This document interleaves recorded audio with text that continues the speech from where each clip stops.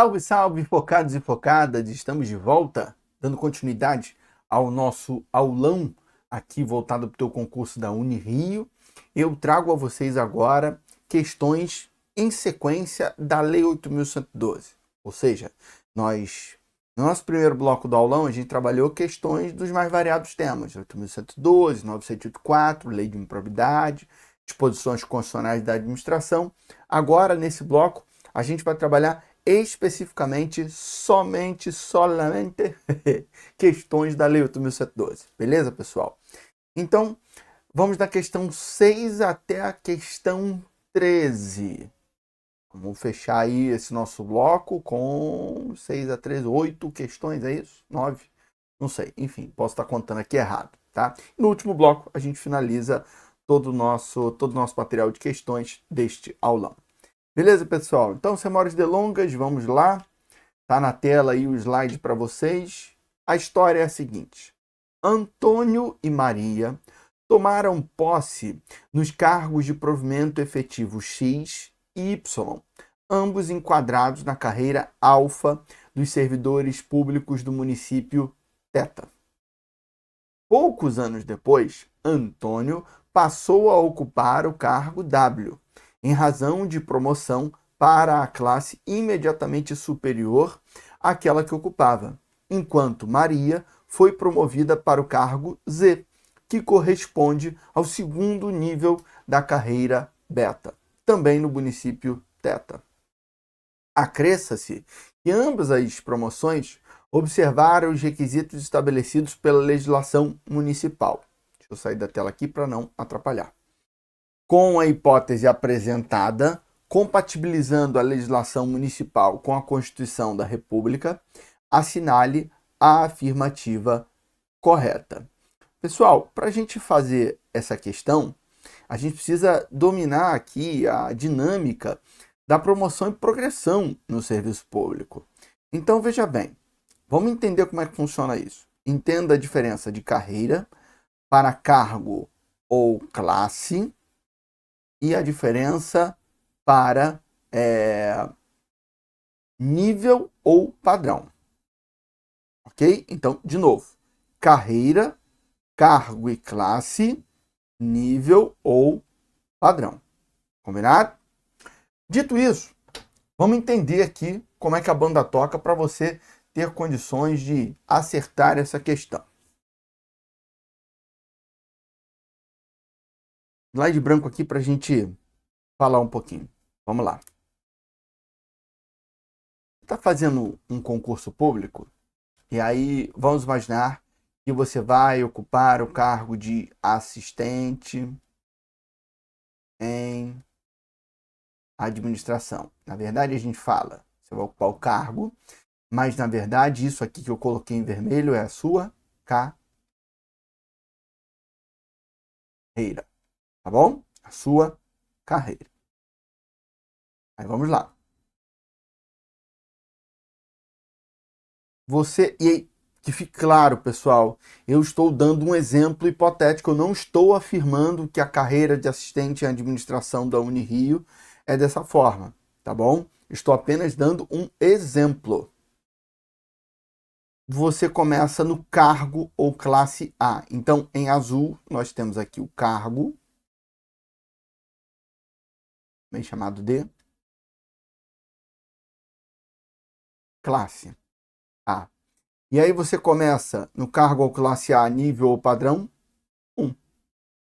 Em roxo, nós temos o nível, também chamado em questões de prova de padrão. Ok? Maravilha. Pois bem, aí você passa para o nível padrão 2, depois para o nível padrão 3, depois para o nível padrão 4. Esse movimento que você fez aqui, em roxo, não se chama promoção, se chama progressão. Ué, como não é promoção? Veja, na promoção, a promoção não é um ato de provimento? Então, na promoção, você vai mudar o seu cargo, a sua classe. Entende o que eu quero dizer? Na promoção, você vai mudar o seu cargo ou a sua classe. Por quê? Porque você está mudando de cargo. É uma forma de provimento.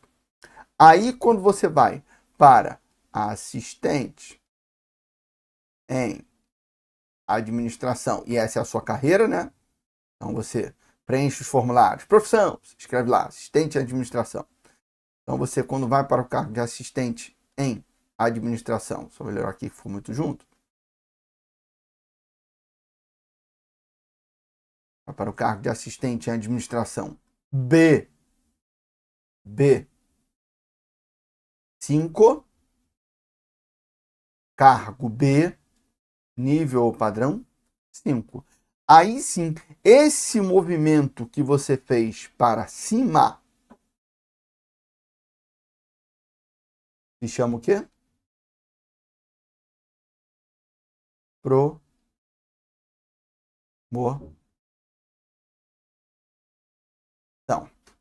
Tá bom? Por quê? Aí sim você mudou de cargo na sua carreira. Entenderam? Quando você muda de cargo na mesma carreira, você está passando por uma promoção. Professor, o que muda na minha vida quando eu passo por uma progressão em roxo? Mudou basicamente a tua remuneração. Você passou a ganhar mais. Você caminhou na tua carreira e teve um ganho. Já quando você passa por promoção, muda o dinheiro? Muda, claro. Muda o dinheiro, evidentemente, mas não somente. Muda a grana, mudam as suas atribuições. Muda também o seu grau, nível de responsabilidade dentro da estrutura administrativa e por aí vai. Tudo bem, pessoal? Então, tudo isso é exemplo aí de promoção, tá bom? Quer dizer, são situações que envolvem a figura da promoção. Seguindo aqui, só num exemplo de carreira, e se eu não me engano do TJ no Rio de Janeiro é assim, você vai depois para o nível 6, depois você vai para o nível 7, depois você vai para o nível padrão 8. Aí, depois, você vai virar assistente. Isso aqui, de novo, repito, hipotético, em assistente em administração.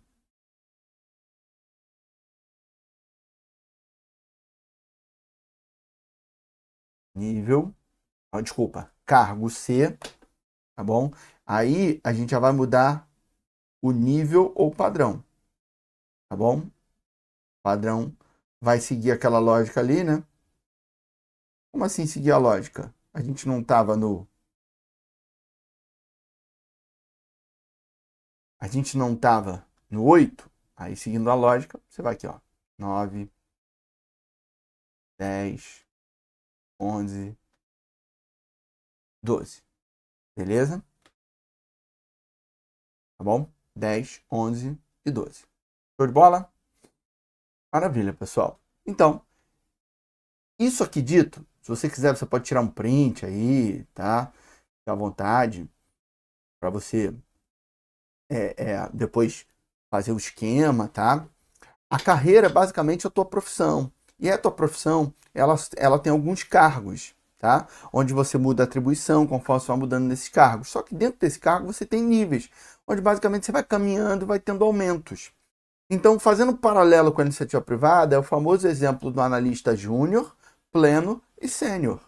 Júnior, ele começa na empresa. Analista é a profissão dele. Ele é analista administrativo de uma empresa, analista contábil, enfim.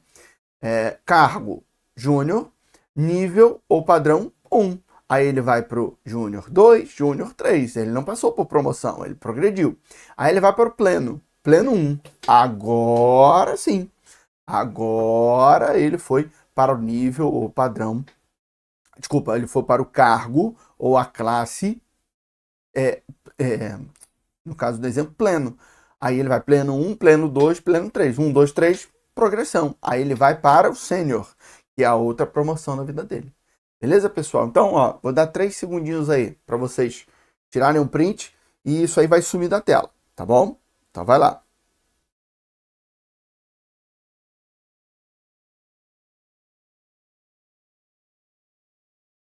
Maravilha.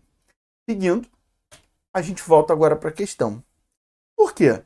Nós temos alguns problemas aí. E aí, deixa eu voltar aqui para a tela para a gente trocar aqui no olho a olho. Vamos lá, deixa eu botar aqui a caneta vermelha de novo para a gente fazer as anotações. Anos depois, o Antônio passou a ocupar o cargo W. Ele ocupava o cargo X e passou a ocupar o cargo W, em razão de uma promoção para a classe imediatamente superior a que ocupava. Então, no caso do Antônio, está perfeito. Ele ocupava o cargo X, foi para o cargo Y, que é uma promoção, que é a classe ou cargo imediatamente superior. Show de bola. Ok. Já a Maria foi promovida, então Maria passou por promoção para o cargo Z. Vamos lá, ela ocupava o Y e foi para o Z, que corresponde ao segundo nível da carreira beta. Parou. Se é nível, não é promoção, é progressão. Logo, a questão diz que, sobre as hipóteses apresentadas, assinale a afirmativa correta. Seguindo aqui, ó, as promoções foram regulares? Não, a de Maria não foi. As promoções de Antônio e Maria foram regulares? Não, a de Antônio é regular, tá tudo certo. C, a promoção de Antônio foi regular enquanto a de Maria foi regular? Temos um gabarito. É o gabarito, alternativa C de casa. Beleza, pessoal? Então, a alternativa C é o nosso gabarito. A gente pode seguir aqui, tá errado, dizendo que a de Maria foi regular. Não, foi regular, e do Antônio foi regular. Tá errado porque a do Antônio foi regular. Depois, a alternativa E diz que as promoções de Antônio e Maria somente serão irregulares se os cargos para os quais foram promovidos não tiverem o mesmo requisito de escolaridade dos cargos de origem. Cara, sequer tem essa possibilidade de não ter o mesmo nível de escolaridade. Porque quando você faz o concurso para uma carreira, ela toda tem o mesmo nível de escolaridade. Então, se você fez o concurso para a carreira de nível médio, você vai passar por promoções só para nível médio, bicho. Tá bom? Então, absolutamente errada aqui a alternativa é. E vamos agora para a nossa questão de número 7. Lembrando, pessoal, eu não fiz aqui a menção inicial, que a gente está gravando essa videoaula aqui. Está sendo no modelo de gravação, porque esse aulão foi ao vivo no grupo do Facebook do Focado, mas o vídeo não ficou salvo. Pela primeira vez na história do Focado isso aconteceu. Então eu estou aqui, alguns dias depois, regravando o conteúdo daquele aulão dos artigos da questão 6 a 13, só a Lei 8.112. Beleza? Continuamos aí na questão de número 7. Diz o seguinte: fundamentando-se no regime jurídico dos servidores públicos civis da União, das autarquias e das fundações públicas federais, Lei 8.112, assinale as assertivas abaixo. 1. Não se abrirá novo concurso enquanto houver candidato aprovado em concurso anterior, com prazo de validade não expirado. Pessoal, eu já vou responder de cara que isso aqui está absolutamente correto. Tá? Mas há uma grande dúvida. Por quê? A pessoa olha a Constituição e vai lá e dá uma olhada no artigo 37 da nossa Constituição, no seu inciso 4, 3 ou 4, enfim, acho que é o 4, é quase certeza que é o 4. Isso eu repito, da Constituição. E a Constituição diz assim: é admitida a realização de novo concurso durante o prazo improrrogável de concurso anterior ainda no seu prazo de validade, desde que seja dada prioridade aos aprovados em concurso anterior. Ou seja, a Constituição diz o seguinte: cara, você pode fazer um novo concurso se tiver aprovado o concurso anterior. Mas, contudo, entretanto, todavia, você tem que dar prioridade para os aprovados no concurso anterior. Aí você fala assim: oxe, mas isso faz sentido onde? Vou fazer um concurso que tem, por exemplo, 100 vagas. Quantos aprovados? 5.000. A administração nomeia os 100. Depois ela faz um novo concurso, sendo que ela tem que dar prioridade para os 4.900 já aprovados no concurso anterior. A grosso modo é isso. E aí você fala que não faz nenhum sentido. E eu concordo com você. Desculpa, pessoal. E eu concordo com você. E por que eu concordo com você nesse caso? Desculpa. Espirrando de novo. Por que eu concordo com você nesse caso? Porque realmente você não vai ter um concurso com mais de 4.900 vagas. Um concurso anterior que teve só 100. Mas se você pensar no concurso, por exemplo, para o judiciário, para a carreira da magistratura, juiz, é assim, ó, 10 vagas para juiz. Aprovados, 12. Nomeei os 10, sobraram 2 aprovados. Aí foram alguns juízes, desembargadores foram aposentando, vou fazer um novo concurso para mais 10 vagas. Sendo que eu vou ter que dar prioridade a esses 2 aqui, porque ainda está dentro do prazo de validade deles. Então, eu vou nomear esses 2 e os novos candidatos serão, na verdade, para preencher 8 vagas. Porque 2 eu vou pegar do concurso anterior. Aí começa a fazer algum sentido. Entendeu? Mas por que eu te falei tudo isso? Porque a Lei 8.112 diz exatamente o que você está vendo aí nessa questão. Que não poderá realizar novo concurso se estiver aprovado em anterior dentro do prazo de validade. Aí tu fala, ai, professor, mas então não é inconstitucional? Não, meu querido. Não é inconstitucional. Por quê? A Constituição protege ou desampara o aprovado no concurso anterior? Protege ele. Pode realizar concurso, mas ó, não esquece dele não. Tem que dar prioridade na nomeação dele. Então, a Lei 8.112, ela amplia a proteção falando, não, eu vou proteger tanto essa galera que não pode nem ter concurso enquanto você tiver aprovado no concurso anterior. Não pode ser realizado concurso, ok? Então, a assertiva 1 está absolutamente correta. Vamos agora na 2. Só haverá posse nos casos de provimento de cargo por nomeação. Isso está perfeito, está absolutamente correto. Salvo engano, a gente até já viu numa questão anterior aí, né? Só no caso de nomeação que você tem posse, tá bom? Lembrando que o trâmite natural é o servidor, ele passa, na verdade o candidato, ele passa por uma nomeação que é o ato de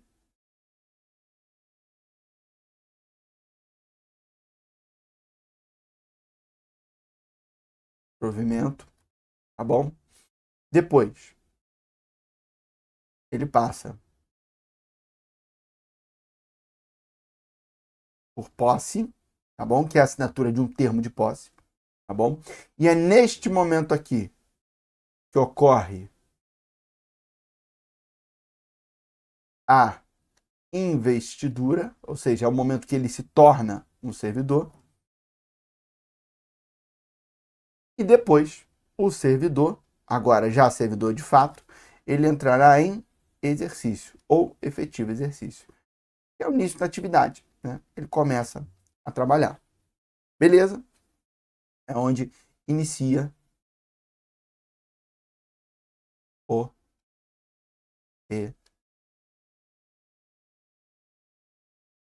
exercício. Tá bom? Inicia o exercício. Maravilha, pessoal. Então, a assertiva 2 está correta, porque de fato só a assinatura do termo de posse quando houver efetivamente. Deixa eu sair da frente aqui, eu anotei, mas você não está vendo, né? Desculpa. Quando efetivamente ele inicia a sua atividade. Tá bom? Desculpa. Só haverá assinatura do termo de posse quando for uma nomeação. Tá? Eu confundi com esse inicia atividade porque eu já estava olhando para a assertiva 3, que diz o seguinte: ó, a nomeação se dá com efetivo desempenho das atribuições do cargo público ou da função de confiança. Nomeação? Não. Não. Na verdade, estaria correto aqui? Não. Na verdade, não tem nem como tornar correto aqui, porque a nomeação é o ato de provimento. A gente já falou, né? Nomeação é um ato de provimento. A posse é quando ocorre investidura para cargo efetivo. No caso de cargo em comissão e função de confiança, a investidura ela ocorre com o exercício, porque na verdade o cargo, comissão, função de confiança é tudo junto, tá bom? Então a terceira assertiva, perdão, ela está errada. Portanto, o nosso gabarito é a alternativa B de bola. Apenas a 1 e a 2 estão corretas. Beleza, meus queridos? Vamos agora seguir com o nosso conteúdo. Vamos para a questão de número 8, que eu já vou sair da tela aqui para não atrapalhar a nossa leitura. Essa questão muito legal, ela é bem simples, na verdade, mas ela tem uma peculiaridade muito sutil e que certamente fez com que muitos de vocês errassem. 8. Em relação às formas de provimento de cargo público no regime jurídico dos servidores públicos civis da União, das autarquias e das fundações públicas federais, assinale a alternativa correta de acordo com a Lei Federal 8.112/90. Alternativa A.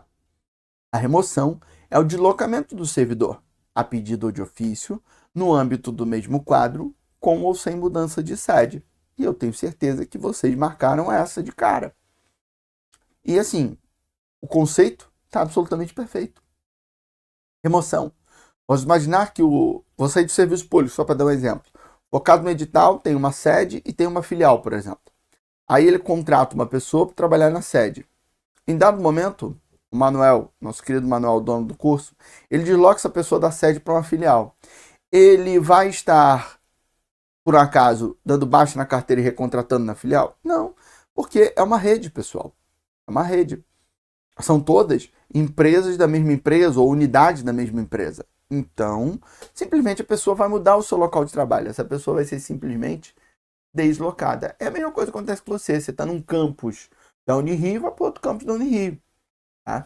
Detalhe, que isso pode acontecer a seu pedido. Você chegar e falar, estou cansado, quero trabalhar aqui não, me bota em outro lugar. Ou a própria administração pode mandar você do Oiapoque ao Chuí por vontade dela. Claro que no caso da Unirio não, porque é uma...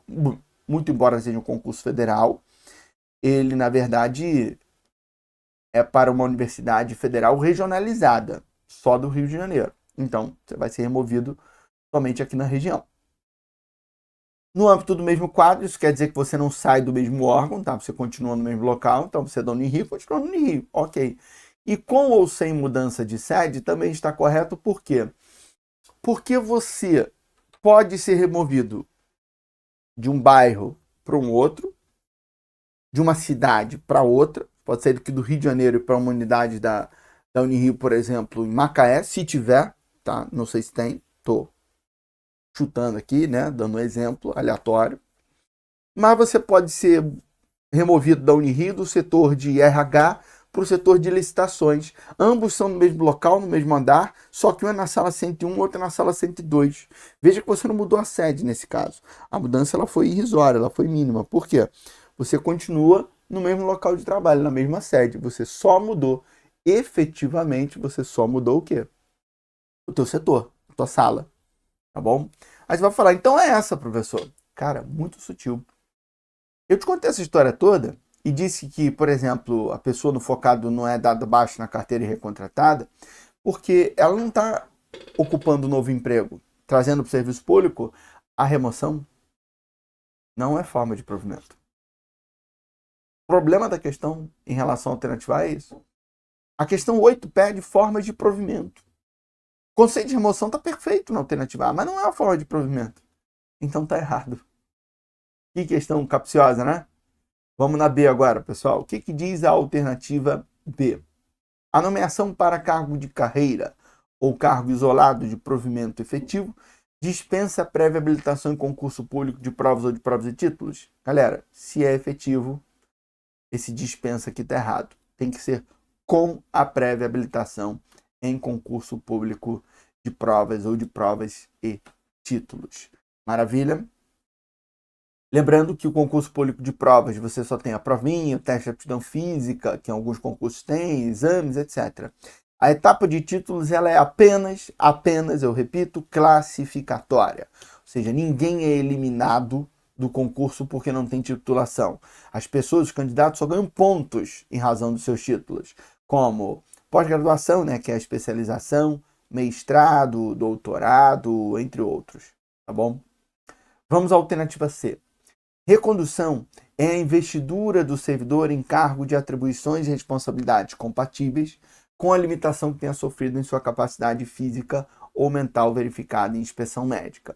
Errado, porque essa definição aí não é de recondução, é de readaptação. A pessoa lá tem uma bicheira, não pode mais desempenhar as atribuições do seu cargo, é readaptado em outro cargo compatível. Então, o gabarito não é a alternativa C também. Só pode ser, então, a alternativa D ou E, e vamos ver. Alternativa D.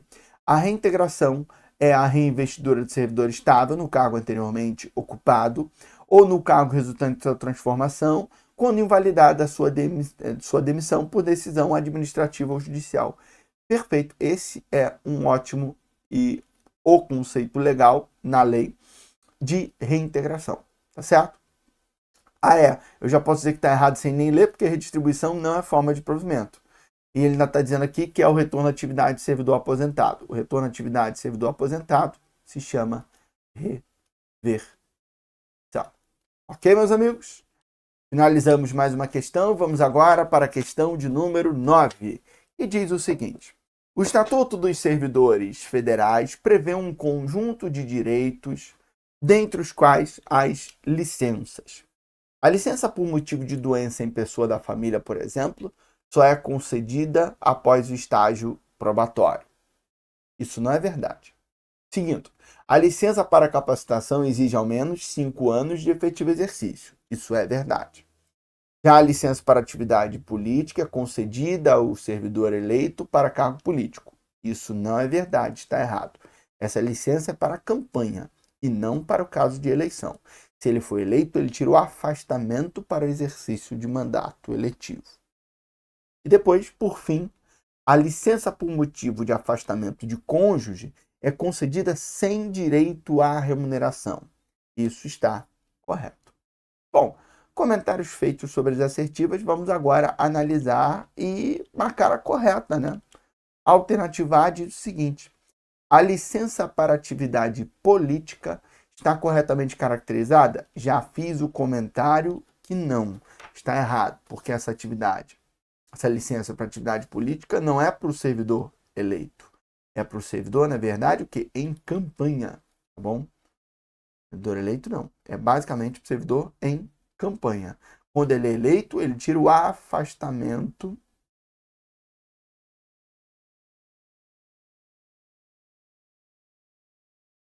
para exercício de mandato. Mandado é ordem. Para você lembrar, eu e você que está assistindo essa aula, somos pau mandado das nossas esposas. Então, a gente segue ordens. Mandado é ordem, pau mandado não é pau mandato, né? Então, segue ordem. Lembra disso para nunca mais esquecer. Se você é uma mulher, seu marido é seu pau mandado. E se você não é casado, você vai ser pau mandado de uma mulher um dia, ou, no caso das meninas, você vai ser mandadora. Você vai ter um pau mandado um dia, ok? Brincadeiras à parte, pessoal. Então, servidor eleito, ele tira essa licença aqui.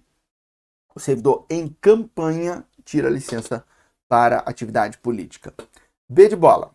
A licença por motivo de doença é a única que pode ser concedida antes do estágio probatório. Está errado, porque pode ser por motivo de doença, por afastamento do cônjuge, a licença para atividade política também pode, a licença para o serviço militar também pode.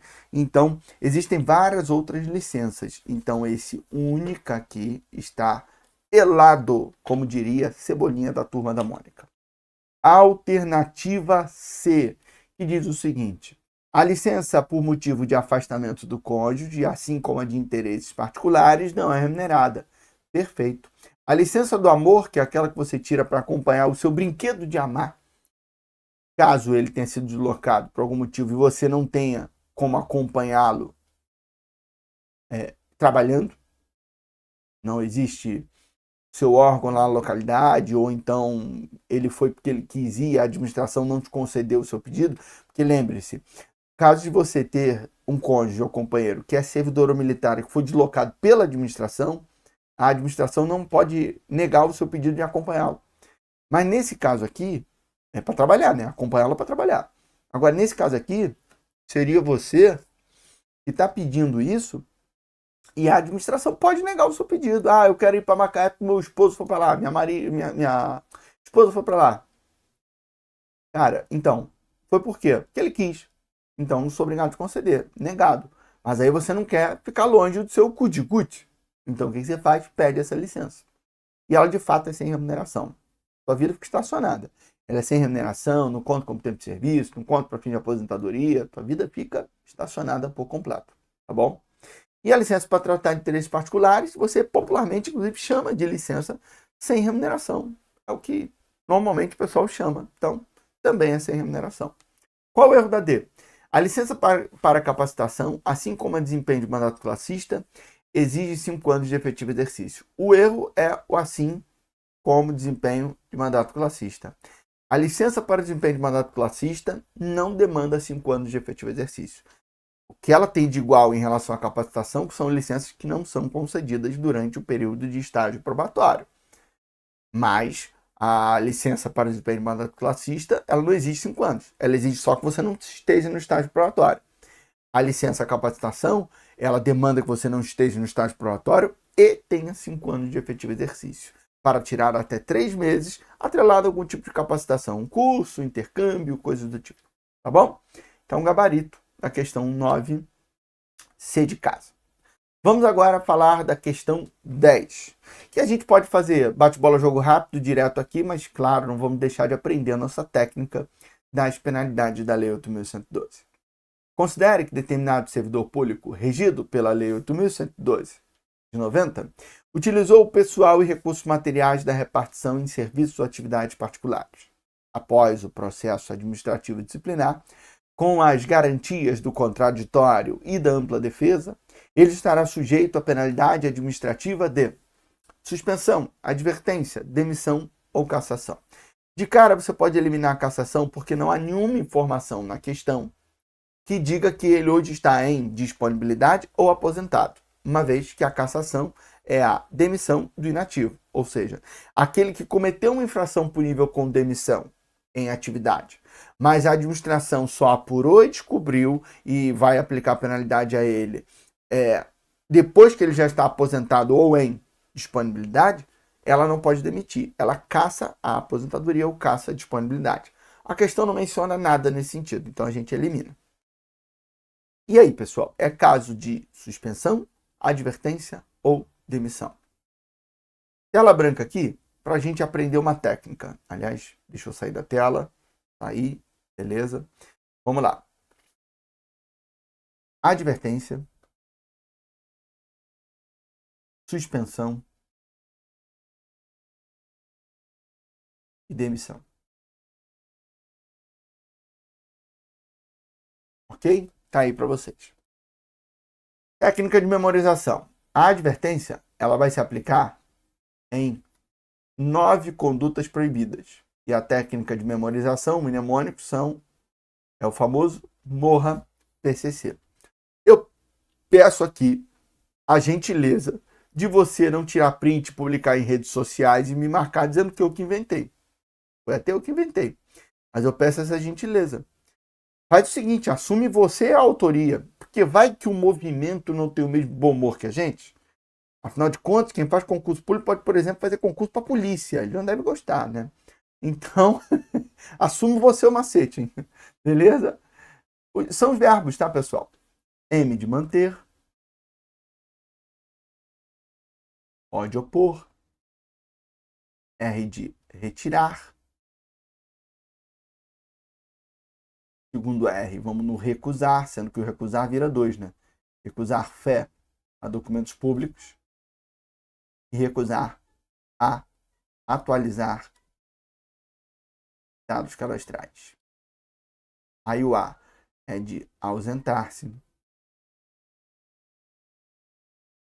O P é de promover. O C é de cometer.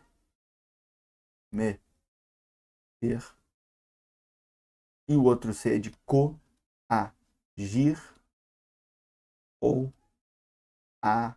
aliviar.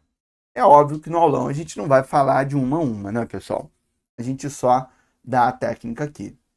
E aí, quais são as hipóteses de suspensão? A suspensão, ela vai ser aplicada no caso de reincidência de advertência, ou seja, que nem no futebol, amarelo mais amarelo vira vermelho. Então, advertência mais advertência vira suspensão. Aí tem exercer atividade incompatível com a moralidade administrativa, quanto à função ou com o regime de horário de trabalho. E aí 2 verbos se repetem. O recusar, mas aqui é recusar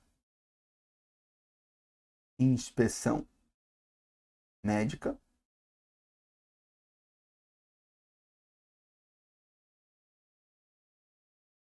E nós temos cometer. Cometer também é um verbo repetido, sendo que aqui é cometer a servidor, uma atribuição que é sua como se dele fosse.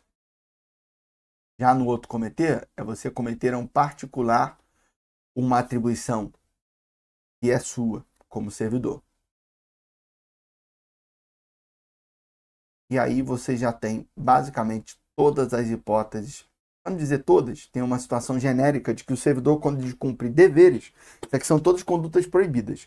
O servidor, quando descumpre deveres, ele está sujeito à penalidade de advertência. Então, descumprir o dever de assiduidade, de pontualidade, de zelar pela conservação do material ou bens à sua disposição, de respeitar os ordens superiores, exceto quando manifestamente ilegais, isso vai gerar advertência.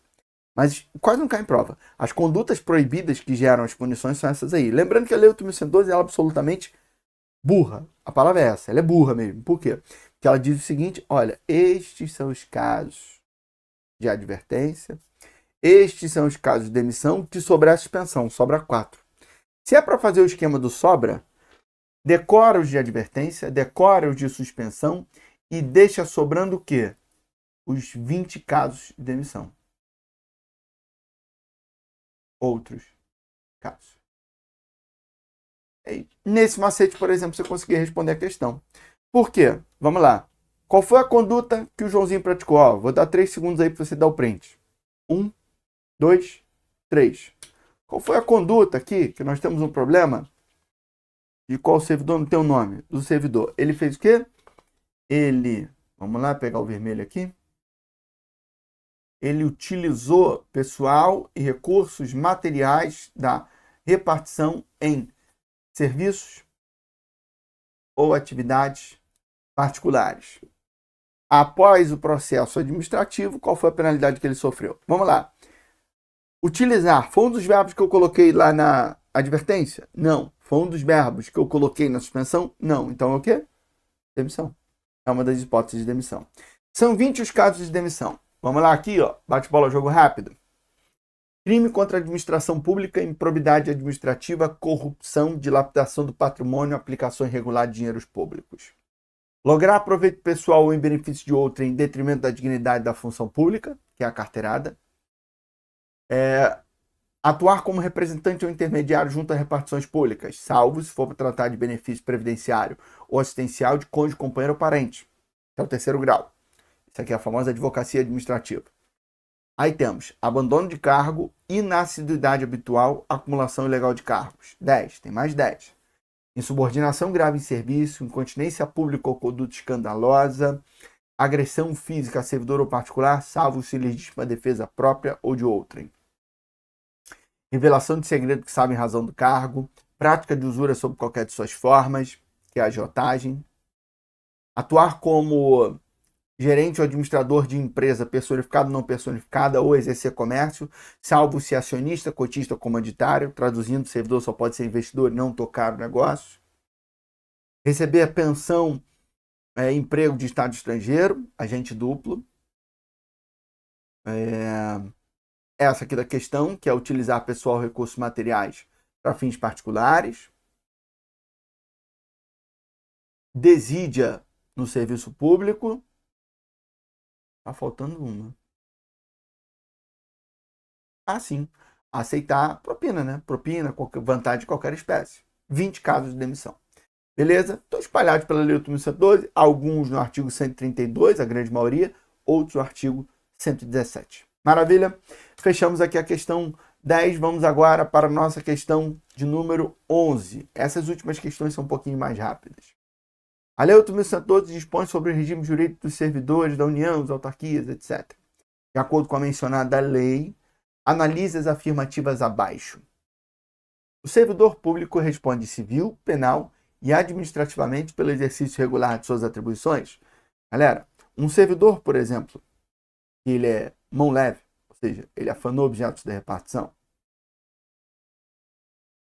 indo no extremo, tá? Ele pode ser preso? Pode.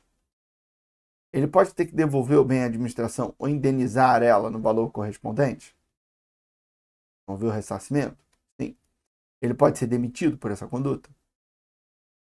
Também. Pessoal, então é exatamente o que a questão está falando. E está correto, tá? O servidor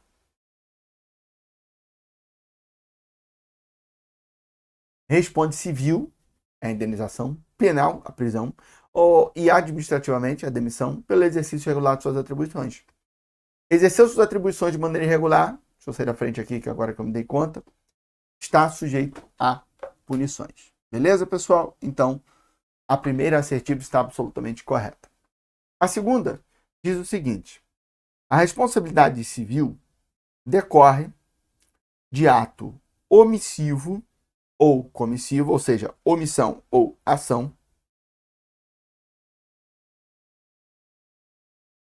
doloso ou culposo, ou seja, dolo ou culpa, que resulte em prejuízo ao erário ou a terceiros. Isso está correto? Bom, de fato, quando o particular ele causa um dano, vamos lá, ele pode, exemplo clássico, está dirigindo a viatura lá da Unirio, levando o carro da Unirio, bateu na traseira de uma pessoa. Ele amassou a dianteira do carro da administração, causando prejuízo ao erário, e também amassou a traseira do carro do particular, causou dano a terceiros. Isso foi por uma ação dele, que pode ter sido dolosa ou culposa, sendo que ele também pode causar dano por omissão, tá? Aliás, desculpa, eu até marquei errado aqui, na hora eu sublinhei. O omissivo querendo dizer ação, né? Então, foi por uma ação, seja ela dolosa ou culposa, mas ele também pode causar danos por omissão. Então, a segunda assertiva está também absolutamente correta. E agora nós temos a terceira assertiva, que diz o seguinte: as sanções civis, penais e administrativas não poderão ser cumuladas, sendo dependentes entre si. Errado. Esse não está errado e elas são independentes entre si. Então, essa assertiva 3 aqui está errado. Logo, o gabarito é 1 e 2. Lembrando que, primeiro, o cara pode ser preso, ter que indenizar e ser demitido? Sim, porque elas são cumulativas. Primeiro ponto. Segundo, o resultado de um processo interfere no outro? Sim! Por que interfere no outro?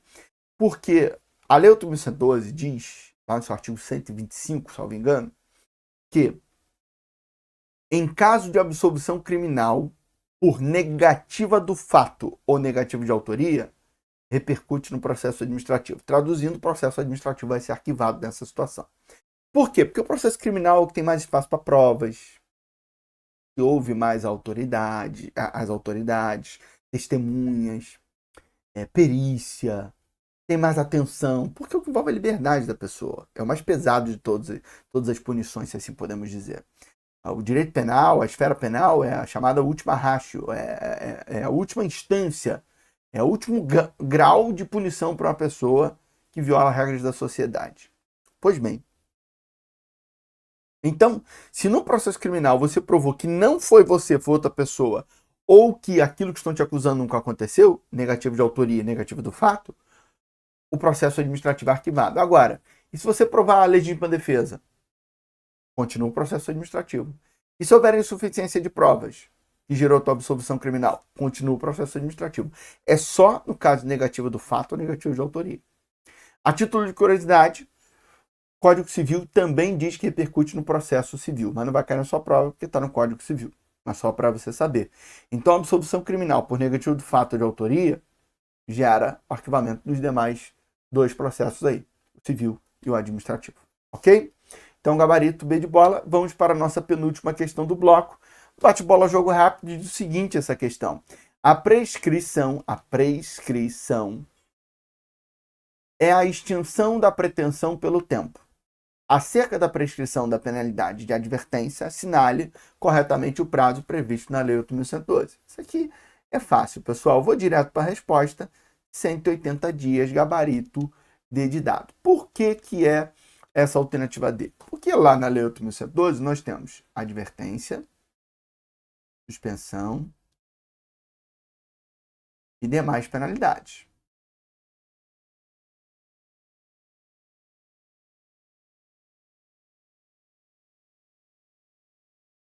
Aí, ó, pay attention, please. Presta atenção aqui. Advertência. Lembrando que em todos os casos, o prazo é contado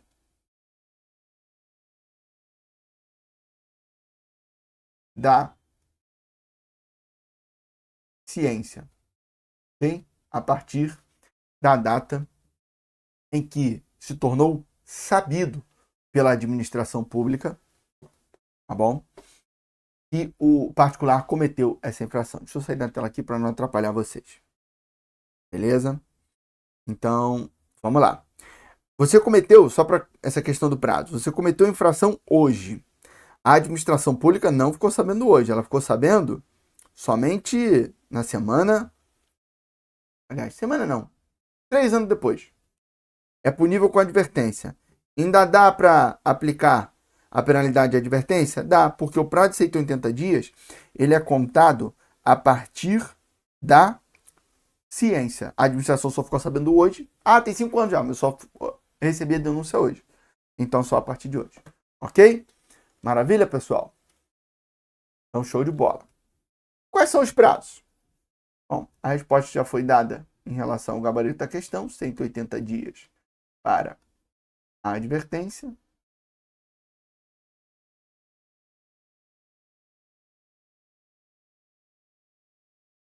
Dois anos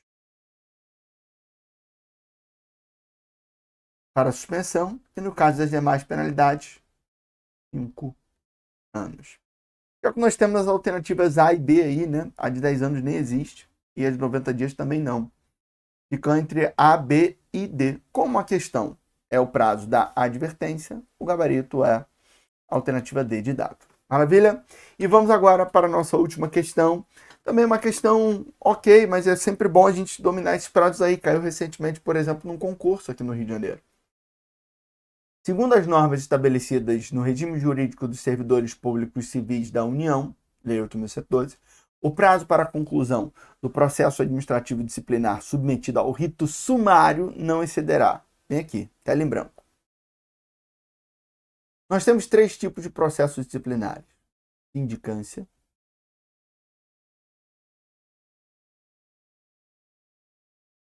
o PAD, que é o chamado rito ordinário, e temos o PAD.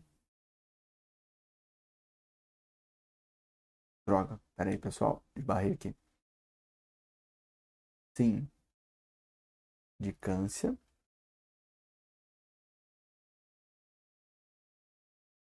PAD e o PAD, rito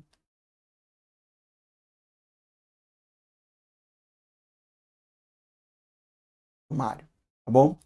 O PAD de rito sumário, ele é aplicável em 3 situações apenas na vida do servidor: de abandono de cargo,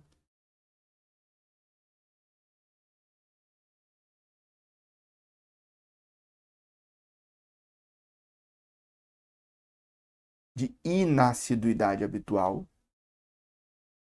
Lembrando que abandono de cargo são mais de 30 faltas consecutivas injustificadas ao serviço.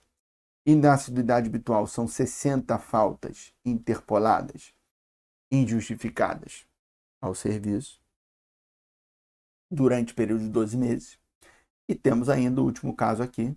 Então, repito, inassiduidade, 60 faltas interpoladas ao longo de 12 meses de forma justificada.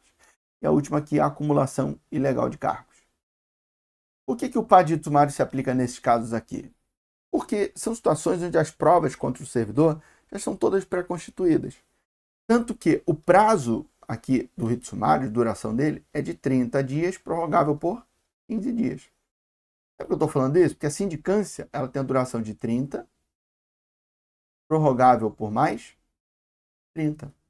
O PAD normal ele tem a duração de 60, prorrogável por mais 60. Você vê que o rito sumário ele tem uma previsão de duração até menor que a sindicância, né? E a sindicância e o PAD, como é que são utilizados? A sindicância nunca é obrigatória, ela é sempre facultativa. Facultativa. Para aplicar as penalidades de advertência e de suspensão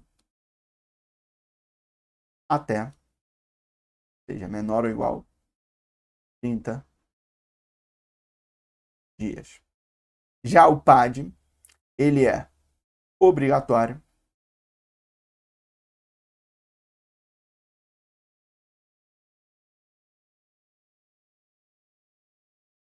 Obrigatório nos casos de suspensão acima de 30 dias.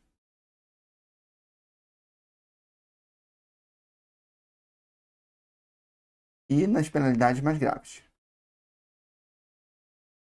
Penalidades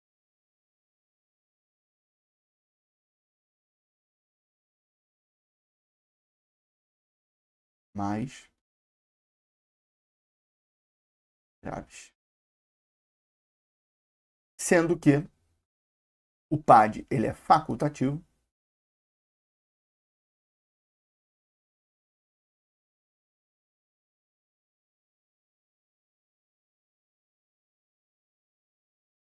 Facultativo. Aqui, ó, nessa situação aqui, nas hipóteses da sindicância. Então, a sindicância, você vê que ela nunca é obrigatória, ela só é facultativa. O PAD ele é obrigatório nas penalidades de suspensão acima de 30 dias e mais graves, que são demissão, destituição e cassação, sendo que advertência e suspensão até 30 dias eu posso usar tanto a sindicância quanto o PAD. E, apartado disso tudo, em 3 situações pontuais, que são abandono de cargo, inatividade habitual e acumulação ilegal de cargos, utiliza-se o PAD de rito sumário, que é o mais breve de todos. Vou contar até 3 para você dar aquele print aí, fazer suas anotações e vou voltar para a questão para responder elas e fechar o nosso bloco. 1, 2, 3. Voltando. Qual é o tempo de duração do rito sumário? O rito sumário não excederá. 20 dias está errado, 15 dias está errado, 10 dias está errado, então não precisa nem ler, só pode ser a alternativa A. Tá bom? 30 dias contados da publicação do ato que constituir a comissão, admitida a sua prorrogação por até 15 dias, quando as circunstâncias o exigirem. Beleza, pessoal? Então, 30 mais 15 é o que a gente já havia falado. Show de bola? Voltei aqui na tela agora para dar aquele tchau para vocês. Finalizamos aqui o nosso bloco. Na sequência, você já tem a aula do dia mesmo, que foi gravada, ficou lá disponível no Facebook. Eu não sei como é que o manual vai disponibilizar essa aula para vocês, mas eu estou finalizando aqui e mandando imediatamente. Beleza, pessoal? Beijo para todos aí e até a próxima. Tchau, tchau.